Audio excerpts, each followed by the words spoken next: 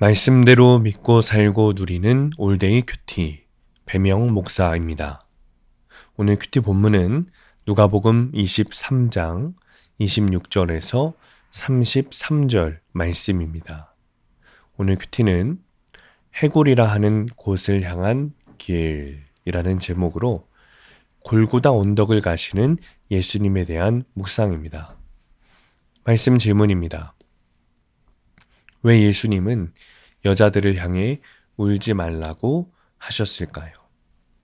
예수님은 십자가를 지고 골고다 언덕까지 걸어가셨습니다. 그냥 걸어가신 것이 아니라 그 무거운 십자가를 지고 매와 채찍을 맞으며 걸어가셨습니다. 만신창이가 되신 예수님은 중간에 쓰러지셨습니다. 그때 군인들이 구레네 사람 시몬에게 십자가를 대신 지게 했습니다. 26절입니다. 그들이 예수를 끌고 갈 때 시몬이라는 구레네 사람이 시골에서 오는 것을 붙들어 그에게 십자가를 지워 예수를 따르게 하더라.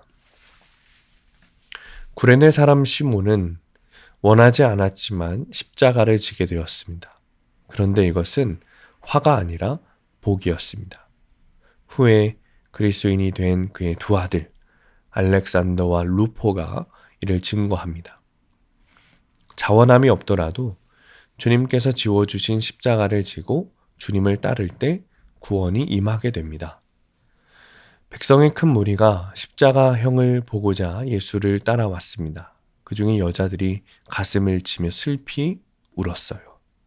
예수님은 그 여자들을 향해서 예루살렘의 딸들아 라고 부르시면서 울지 말라 라고 말씀하십니다.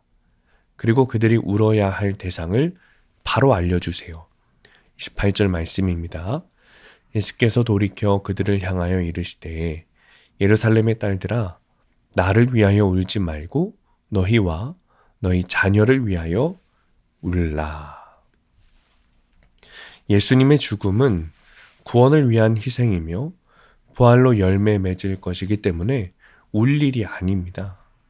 오히려 그들에게 닥칠 심판이 울어야 할 일입니다. 이처럼 구원을 위해 십자가를 지는 고난은 울 일이 아닙니다. 성도는 주님을 모르고 거역하다 심판받을 영혼들을 위해서 그들을 위해 울어야 하는 겁니다. 예수님은 이사야의 예언대로 불법자의 동류로 역임을 받으시며 두 행악자와 함께 사형을 받으십니다. 그들은 반역자나 흉악범이었을 겁니다.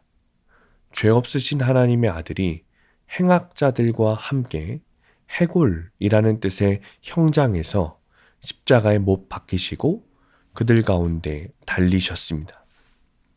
사실 그 자리는 내가 있어야 할 자리입니다.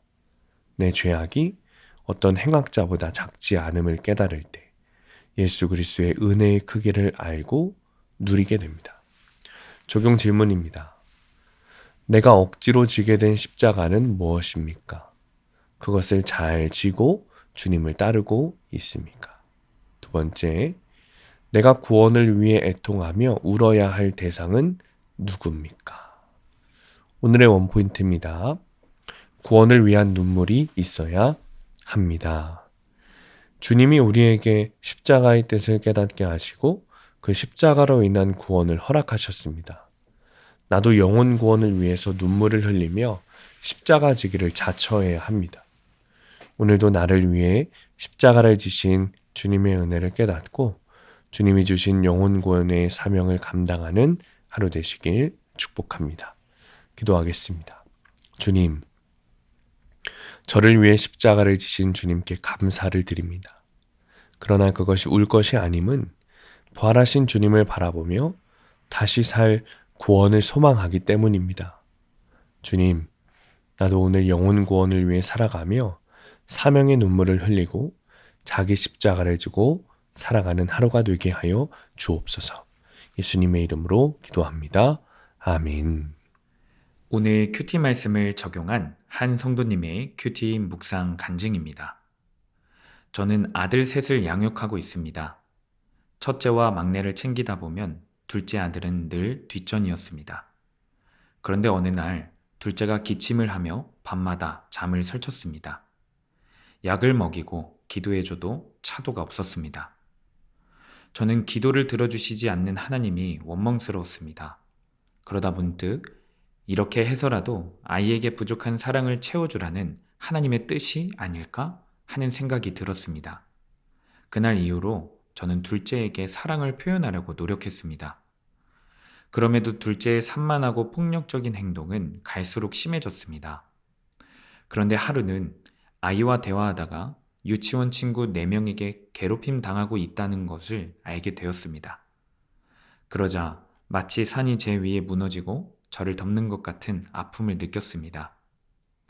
유치원에서는 그 부모님들에게 상담을 권했지만 심각하게 여기지 않아 퇴원 조치를 고려하고 있다고 했습니다. 아들은 선생님이 힘들어 하실까봐 괴롭힘을 당해도 말하지 못했다고 했습니다. 이런 아들을 보며 저 자신을 돌아보게 되었습니다. 어릴 적 저는 언니에게 열등감을 느끼며 부모님께 인정받고 싶었습니다. 그런데 지금의 저처럼 자녀를 일일이 돌볼 여력이 없으셨던 부모님은 제가 아무리 노력해도 제 모습이 눈에 들어오지 않으셨던 것 같습니다. 이런 생각이 들자 결혼한 뒤에도 친정에 치우쳐 인정받으려고 노력한 것이 다 헛된 일임을 알게 되었습니다. 엄마의 역할보다 인정받는 것을 우선시한 제가 문제 엄마임을 깨닫고 회개하게 되었습니다. 우리 죄를 대신해 십자가에 못 박히신 예수님처럼 아들이 저와 친구들의 죄까지 묵묵히 짊어지고 있었던 것입니다. 이번 일로 저는 성품 좋은 사람으로 보이려 하는 위선을 내려놓고 유치원에 적극적으로 항의했습니다.